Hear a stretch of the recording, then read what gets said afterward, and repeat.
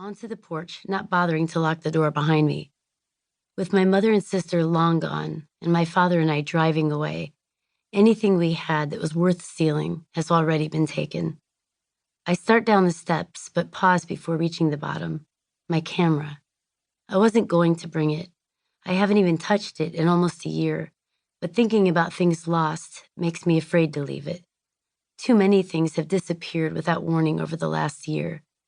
I head back inside and slide it from the shelf above the rows of chicken noodle soup and canned beans that make up most of our meals. It's heavier than I remember. I hurry back outside and across the driveway to where my father is sitting in our truck, my duffel bag on the seat beside him. I yank the passenger side door open, wincing as it screeches, and climb inside. We bump out onto the road, picking up speed as we hit the asphalt. As we drive, I find myself searching the fog over the lake for Rachel's bright pink kayak. I bite the inside of my cheek to make myself look away. My sister's boat is not on the water.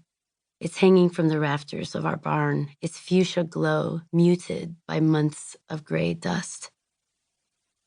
After 15 minutes of silence, we pull up to the curb in front of the train station. I didn't expect my father to walk me in and wait with me, but he doesn't even offer. He simply puts the truck in park and shuts it off, then leans toward me. For a moment, I think he's going to hug me, but he's only shifting so he can get to his wallet. He pulls out 2 20s and lays them on the duffel between us. I sent Veronica a check, he says, to cover any expenses. I pick up the money and push it into the front pocket of my jeans, not sure if I'm supposed to thank him. Listen, he begins, but he doesn't say anything else. He just clutches the steering wheel and stares through the windshield. A speaker hung above the platform crackles to life. The voice echoes off the building, making it hard to hear the announcement, but I hear New York and departing.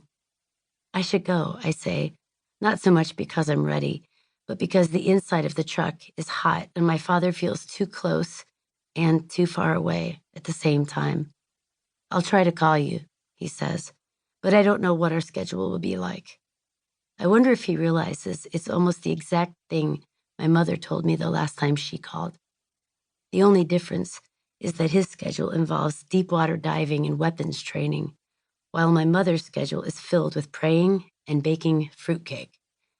I push the door open and drop to the pavement, then turn and slide my duffel toward me. I'll see you in August, I say. I can barely get the word out. August? Months away. He clenches his jaw and takes a deep breath before nodding. I stand there watching the side of his face as he turns the key and the truck roars to life. I sling my bag over my shoulder and cradle my camera in my hands before I take a step back and push the door shut. I watch him pull away from the curb and away from me. He doesn't wave or look back.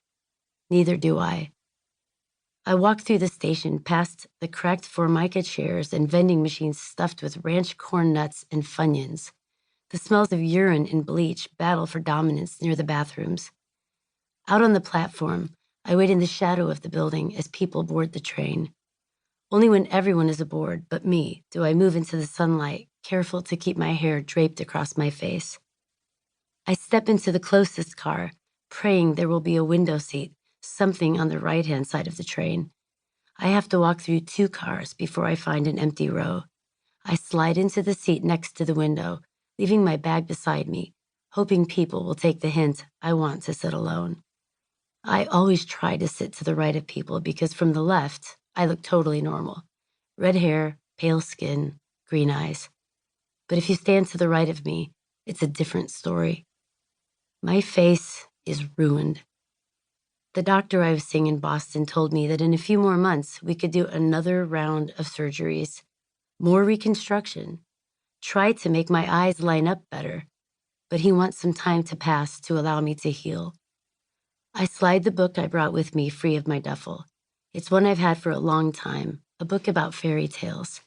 My mom found it at the Old Port bookshop during one of our afternoons scouring the used bookstores.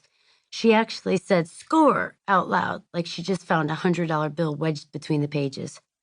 I'd rolled my eyes at her, but I couldn't help smiling. We sat on the floor in the hot, dusty shop.